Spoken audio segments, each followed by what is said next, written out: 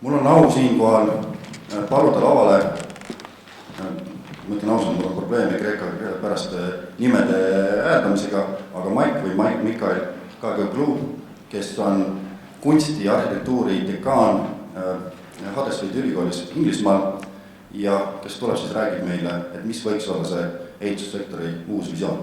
Mike, please, the stage is yours.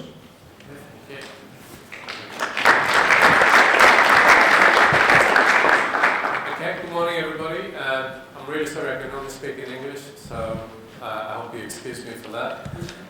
It's a great honor to be here, and thank you very much to Ergo and the whole team for putting this event together, and also be able to speak here with a distinguished set of speakers today, so I hope you enjoy the day. What I want to say a few things about today is about what we call the platform-centric design and mass customization.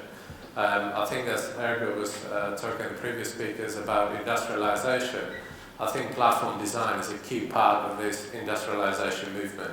But sometimes I feel a bit of a cheat because I studied engineering as my first degree 30 years ago, and we used to teach about platform design at that point. But also looking at where construction is at the moment, it's almost as if it's a new thing, so it's quite interesting to see how some of the theories and the thinking of platform design is being reinvented within the context of construction.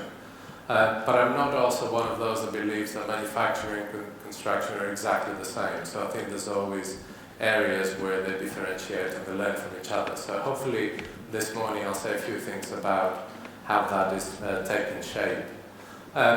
I work at the University of Huddersfield. I'm also part of a research centre which is called the Innovative Design Lab. We're an interdisciplinary research centre working with individuals from a number of disciplines, from social sciences to engineering to built environment to architecture and design in general. And one of the issues that we identify with is about providing real solutions for real problems. So the whole notion of design thinking and how that manifests itself within the context of real problems is what we do. And it was also quite interesting to find out today that obviously we collaborate here with Estonia and this university on disaster resilience and have done for many years. So this whole notion of interdisciplinarity is very important to us as an institution. So I'll give you a bit of context and the need in terms of the industrial strategy in the UK for platform design. I'll make reference to a couple of approaches. I'll share with you a few ideas about what we classify as platform design and more importantly mass customization, and then I'll leave you with some final thoughts for you to take away after today. So the first one is that a lot of the times construction is being accused of not being innovative enough. I think there is a huge amount of innovation within construction, and it plays a very important role in the national economy of every single country and also in the employment and labour market of every single country. So whatever we do in construction really matters. So it's impossible to think of an industrial strategy that doesn't include built environment construction. So whatever we do does matter. Also, we're probably one of the main consumers of most of the natural resources actually in the world as part of that construction process. So once again, anything that we do to improve and optimize the way that we go about our business has a huge impact to the whole world, not just in business terms or manufacturing, but actual climate change, sustainability and so on. But it is true also to say that there's a huge amount of variability, both in the way that we do things, but also the efficiencies that we gain out of those processes. And that's where platform design fits in really well. And there's a huge amount of waste. Once again, this is an area that I think is very important for us to consider. So I just want to position and locate the whole issue of platform design and mass customization, or why it's important and why we should be considering this. A lot of my research in the early days focused around new product development, and I always used to associate construction as part of turnkey engineering projects, so the kind of one-offs or really important individual projects. But that's not true all of the case, but there are some similarities in terms of how other sectors look at those issues. So there has been a significant push for platform design. It started as off-site manufacturing a few years ago, and it has been progressing for about 2 years, in the UK at least. And there is this notion that somehow we can achieve 30% reduction in cost through the adoption of platform design, and that is a realistic and feasible outcome. I remember being at this event in '98 with the Deputy Prime Minister at the time in London, launching the Egan report. So John Egan was somebody that came from the car industry, and he said, what is going on here in construction? Why are we not revolutionizing the way that we do things? And he identified very clearly the savings that can take place in a number of areas. And one of them was construction as a manufacturing process and how that is achieved. It's interesting actually to look back to '98 and see what has been achieved in the UK. There's also the industrial strategy from the UK, the Construction 2025 vision, and what are the demands from that particular vision in lowering the cost by 33%.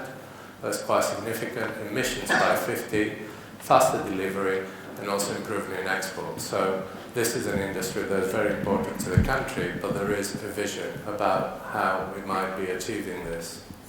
In terms of off-site manufacturing, the Farmer Review, in terms of the labour market, what the Farmer Review was actually pushing forward to is that you can't adopt some of those new ways of thinking if you don't align the whole labour market to be able to deliver some of those practices that you're moving towards. So what the Farmer Review was advocating is how do we move from a traditional approaches to pre-manufactured approaches. So this is not only a technical solution, and I think as I go through the presentation, it'll become more evident there's far more than just a technical solution. In fact, the technical part is the easy part in terms of adopting platform design and mass customization. There are different levels in terms of off-site manufacturing.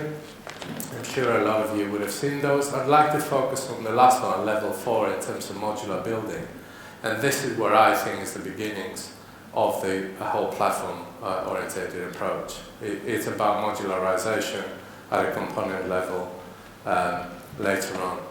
So what is the vision for the industry? There are 3 key components to that particular vision. The first is about digital, as it says up there, and that is delivered across all different phases of construction. So that is at the product design, that is at the communication level, that is at the procurement level, and it's a way that all parties come together. The second is about manufacturing, obviously minimizing the waste, and there's a number of interpretations there. And the final one, which is of course the more important one, is about the whole life performance. And I think what we're seeing up to now is quite a bit of focus on the first and the second one. I'm not yet convinced that we're looking at the whole life performance, in particular the decommissioning side of platform design and modularization. Also, in terms of some of the drivers, if you like, in the UK in particular, we had a housing deficit for probably 20 years now. As a country, we've never hit our target in terms of housing. I think the government's response has been that the issue is a technical issue and therefore we need to modularize.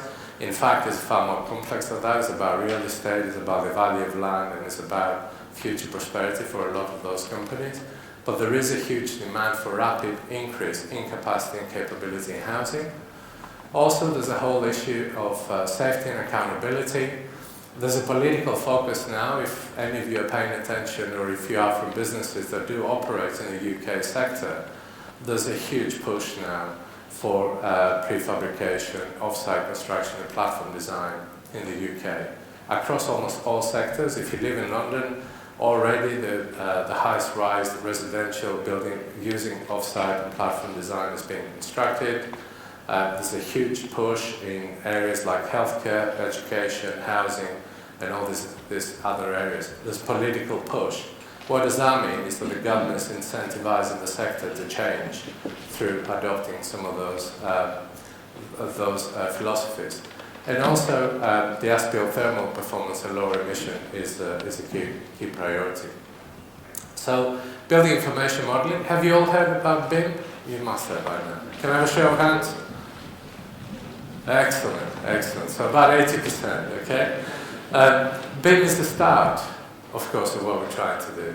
So the whole digitalization process, it starts with digital design, but it's only the start of what we need to do. The critical elements here is about logistic, assembly, and how the digital models integrate with everything else. So that is an important factor, I think, that needs to be considered. And we still have a lot of issues about monitoring, about how we use cameras, drones, and automated monitoring and aligning BIM models with what is going on in practice. So there's a high level of commonality in terms of the platform-oriented approach and volume, and that's in the primary healthcare sector, for example. That's something we're looking at. I'll give you an example later on of what we're trying to do with a few key partners in the UK in that particular sector. Also, the government pushes, as I said, the construction vision of 2025, and a lot of approaches that are happening up and down the country about design for manufacturing assembly. There's quite a few projects now in the UK looking at that. But platform design is only a very small part of what we're really trying to achieve, because if you move away from the technical aspect of the platform design, the whole issue is how do we provide value to clients and users and also other stakeholders in the sector. So for me, actually, the mass customization issue is far more important than the platform design one, but one cannot be delivered without the other, and I'll give you some definitions of what that means. So in terms of platform design, this is a definition obviously used from a number of sectors. It is about individual modules. As it says, there is a space within a facility or members of a structure frame repeatedly used across a group of built assets. So that is the first component, and then a lot of modules together. When they come together, a stream of derivative facilities can be designed and constructed. So this is a very simple definition, that you have components, you bring the components together, so you have a system, and you have systems of systems coming together. And that's okay if you work in the car industry, where you design, optimize, and you develop those components, and then you mass produce them. That's absolutely fine. But how does this approach operate within an environment where actually you have a plethora of different products? You might have a plethora of different modules and components. So what is the notion of standardization within an environment where actually you might have different parties at any one time trying to bring a lot of those components together? So we've got to think differently, I think, in terms of platform design in the built environment. And even up to now, a lot of approaches to platform design in the built environment, they still look at standardizing components. There's almost a drive to say you have to use this, otherwise we can't move forward. But maybe there's the idea of developing a number of standard components so that you have many-to-many variations as opposed to one-to-many. And that's where the issue is how do you arrive at a position where you can start having common elements, but not one element. So how can you have not just one platform design, but you have a variety of platform designs that somehow they can all interact with each other. And that is where I see the main differentiation in construction and the built environment. This also a graph where it shows you in terms of different platform designs about the standardization of those platforms in relation to span and height, how you might start thinking about different platforms for different reasons. So the simplest of which is, of course, a bedroom in terms of one module, one component, and moving to others where they might have a much higher span and the height of the facility. There are many benefits to this approach in terms of platform design. In terms of material use, as I was saying before, that is one of the key components. So again, the notion is that you don't produce a million variations of one particular product, but you optimize the process. I mean, at the end of the day, platform design is about optimization. I should have said that right from the outset. It is about optimization. The design component is about how do you optimize that, and then how do you repeatedly use that component. And again, it's not one platform, it's many platforms that we need to have at the same time. We did host an event in Huddersfield. I think you can see some of the speakers that were here in the summer to try to actually identify and work around some of the challenges in relation to platform design. And I remember at that meeting, we couldn't even agree on what a platform is in construction. You know, how do you define a platform in construction? Is it the components? How can you talk about components where actually there isn't a standard components? There's all sorts of regulations and specifications, but there aren't any standard components. Then we started using platform design as a synonym with modularization. But modularization, from a user perspective, is what you see here. It's not the frame and the infrastructure that comes together. So then we started talking about the frame as being the platform that we need to adopt. But then you think, okay, maybe we do have frames that we optimize, and then we must customize the aesthetics of the different facilities. And that is, again, one approach to mass customization. So we couldn't agree on a definition, but here we are. But some of us are academics, so we like an environment where we can agree on what we're talking about. We feel very comfortable in that kind of space. So what is the challenge? So standardization in construction is struggle to resolve a conflict between uniformity and variation. This is what I was talking about before, is how do you become uniform about what you use, but within that you have enough space for variations to take place. So how do you ensure that you always have the variability? Otherwise we'll have the same thing constructed time and time again, which might be okay for a specific set of clients, so residential, or it might be healthcare, specific types. But I think as you all know, users do like the specialization and customization. So how do we achieve the balance between the two? But also mass customization is not only about providing choices, it's about providing those choices at a much reduced cost. So how do we again ensure that we're able to give high value at a much reduced cost? And also, how do we accommodate the levels of mass customization, as I said before, to fine-tune different solutions? So those are some of the key challenges. So mass customization for me is the key.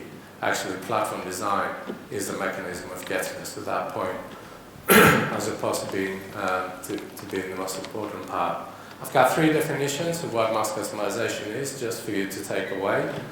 So the first one is the ability to provide your customers with anything they want profitably, anytime they want it, anywhere they want it, and the way that they want it. So you couldn't achieve any of this if you had one component, one standard platform operating across all sorts of different products. So you need to think differently about how you provide that to customers.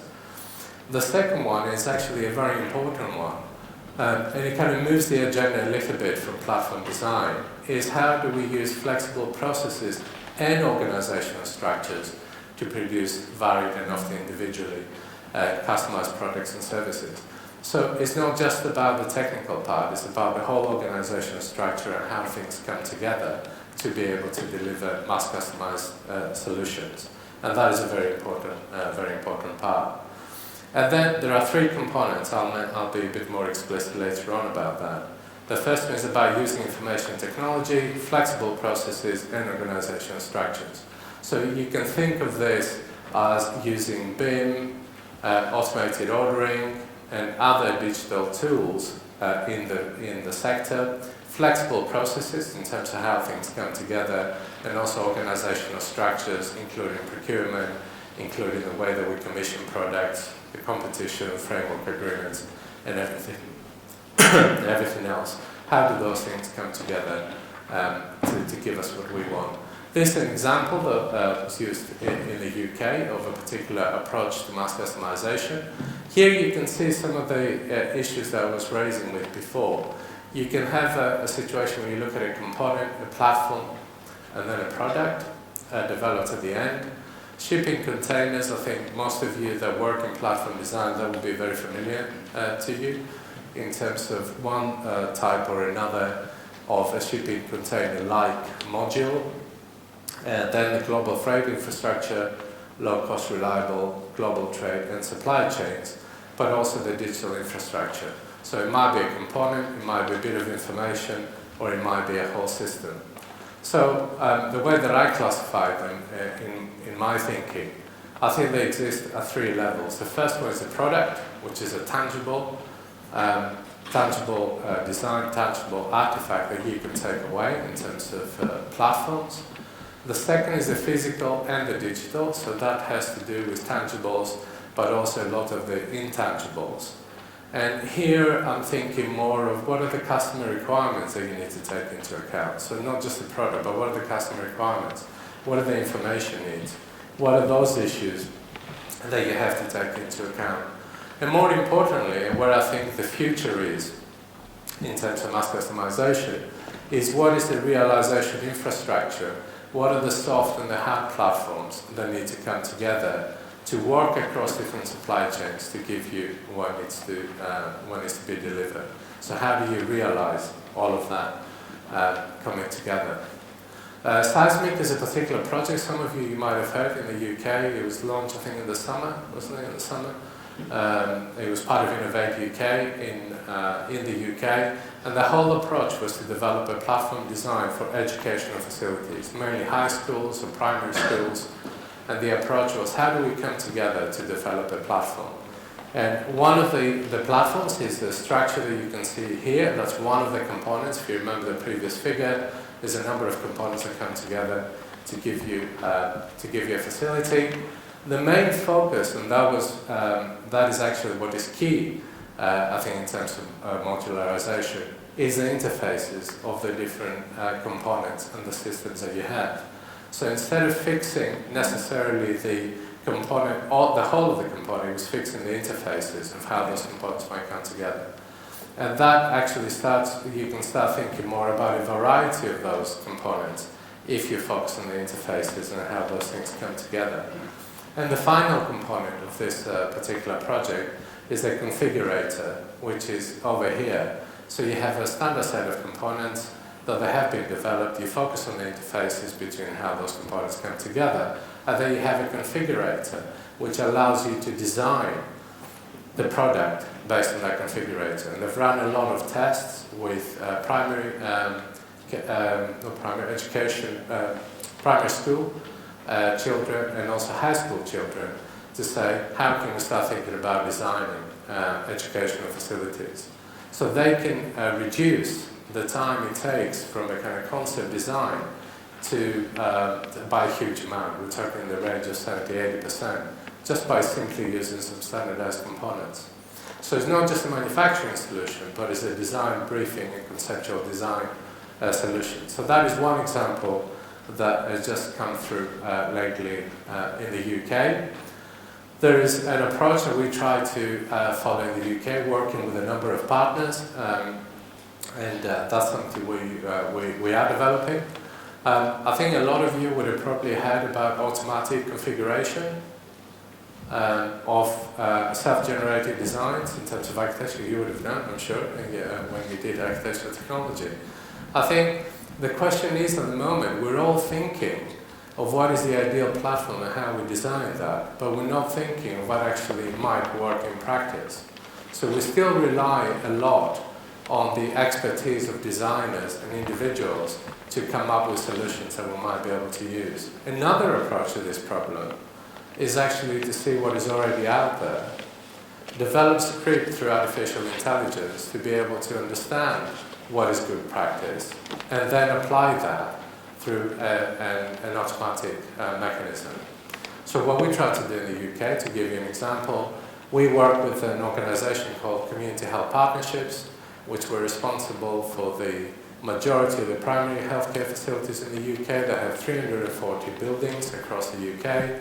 And one of the approaches we're following is we can actually look at the designs, what they had, we would look at adjacencies, we would look at the shape and size of the buildings, we would look at orientation, all sorts of different areas, and collate that information to allow us to feed that into an engine, an algorithm, to allow us to develop better designs in the future. So this is what we call abstracting knowledge from physical objects. So a lot of the knowledge that we as designers we develop with physical objects is coded within design.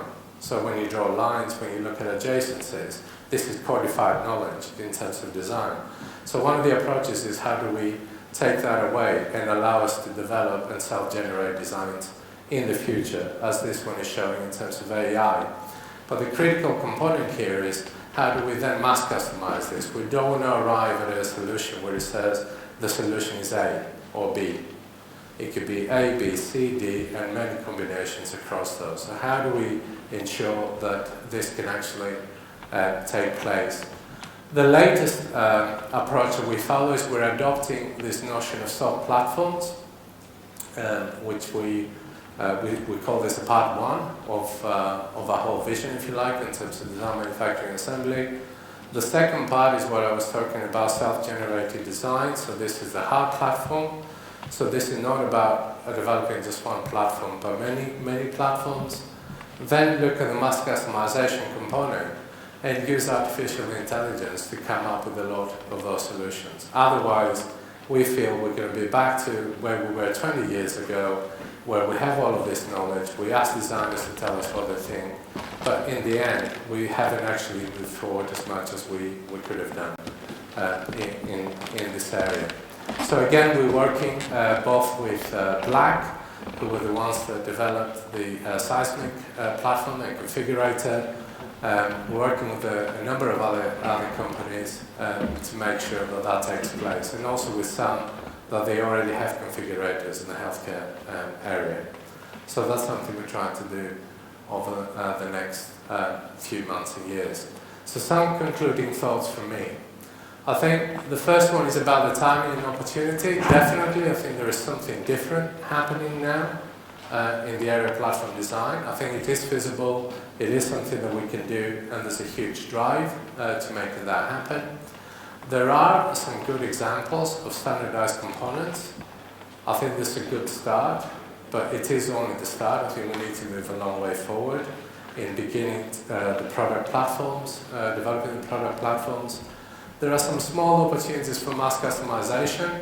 Up to now, the examples that I've seen, and globally as well in the sector, is all about addressing the needs of customers in terms of aesthetics, some layout configuration in terms of the internal spaces, but that is only from the perspective of a client and a user. We haven't yet utilized the whole mass customization issue at a platform design, frame design level, so there's real opportunities there. There needs to be a much more clearer distinction between soft and hard platforms. We're still thinking more about designs, but we haven't yet looked at standardization of information and soft platforms. So for example, one of the projects we are doing, and I think I mentioned it here, is we're looking at the coherency and the construction of this realization infrastructure. Is how do we bring that together? How do we develop systems that they are coherent? How do we ensure that the supply chain is ready to pick up a lot of those standardized components and platforms?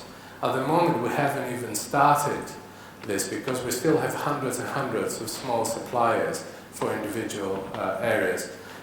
With Paul here, we've been working in different hospitals, and we were talking that there's 180 odd standard doors in a particular hospital. There is no particular reason to have such a huge variability, and all of them, they might have different interfaces in terms of how they fit together. This is the kind of problem that we're dealing with, and nobody's actually able to manufacture those at a mass production cost to make it feasible. So those are some of the solutions we need to find in place. It's not just the product, it's the whole supply chain. So a couple of thoughts, and then I'll finish off at that point. So what about if we can have designs that are self-generated, that they are coherent, and they are compliant to regulations and constraints automatically? One of the projects we did in the healthcare sector is to develop plugins for BIM to be able to automatically check the compliance with different regulations. So we looked in the UK, what are the regulations that around healthcare design? And there's something like 80,000 different regulations. Can you imagine any designer being able to design something that complies with all of them? It's just impossible. So why are we not creating those engines that would be able to give us auditable designs from the word go, as opposed to having to keep on having to go this iterative, quite wasteful process of trying to meet one requirement whilst we're moving away from another one. So this should bring about quite a significant revolution, I think, and it would force both regulators to think about what real regulation is, as opposed to a wish, but also how do we automatically check some of those designs and move away from the problems that we have at the moment. And also about future technologies. You know, we're all talking now about generating a platform design. What about the whole notion of a platform design becomes obsolete in 20 years' time?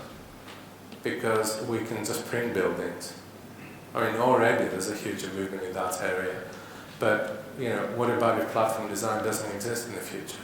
What about we can just set things up and we can design those? So, at the same time that we're trying to optimize one process, we've got to be thinking also of how can we revolutionize that process and do away with the whole notion of platform design. And then the final component, if you remember, we talked about the vision of the sector. The first was about digitalization. The second was digitalization, manufacturer components, and the third was about whole life performance. I think there's still a huge area there for a lot of work that we need to do in terms of renewal and decommissioning. I used to work a lot with the nuclear sector. And actually, the problem with nuclear factories is not the construction, it's the decommissioning. The decommissioning is taking longer than what the construction of those facilities is taking place. So how can we start thinking about platform design, not just from the perspective of construction, but about the whole life performance and decommissioning of those facilities to eliminate the waste? But that's all I have to say to you for this morning, so I hope you enjoyed the talk. Thank you.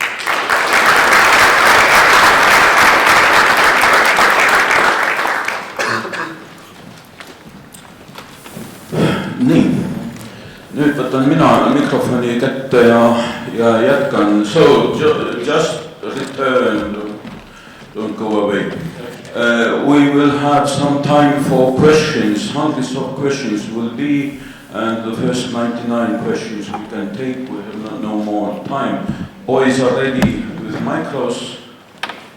Nii, palun, küsimusi. Küsimusi. That's okay, thank you. No, well, in this case, I have a question. Well, when I was once upon a time in the 90s living in UK, then I was looking how you were massively demolishing housing stock, just also built during the industrialization process. So, once upon a time, we made certain mistakes. Today, you were very optimistic, but what are the risks with this whole concept? What should we be afraid of? Thank you. I'm an optimist by nature, so I have to apologize from the word go. I think it's a very good question. Already we've seen some examples in Scotland, for example, in the UK, in relation to the educational sector.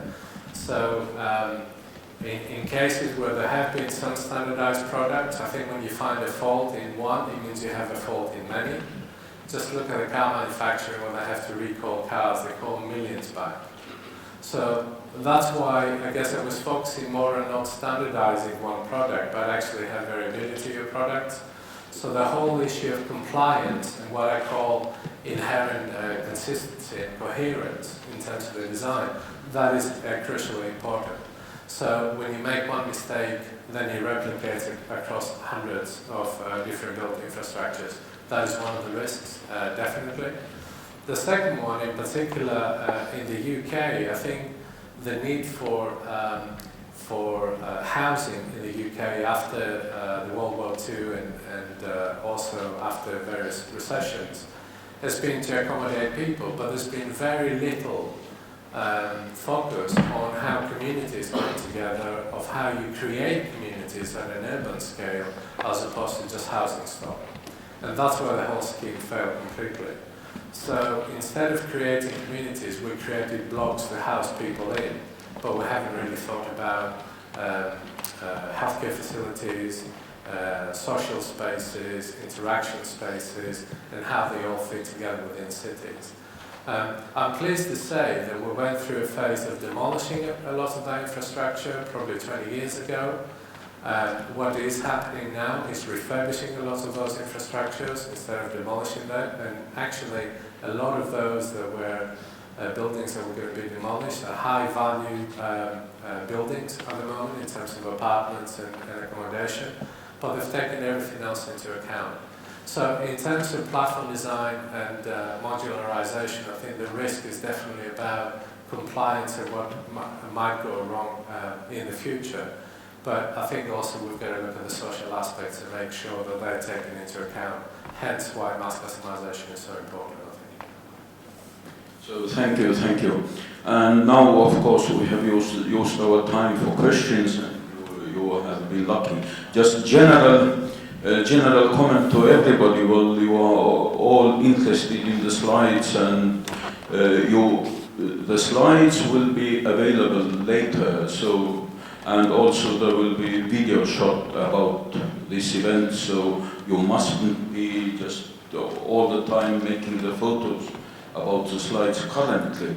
But now it's a chance you can shoot us two men here. And please, where are the cameras now? So thank you, Michael.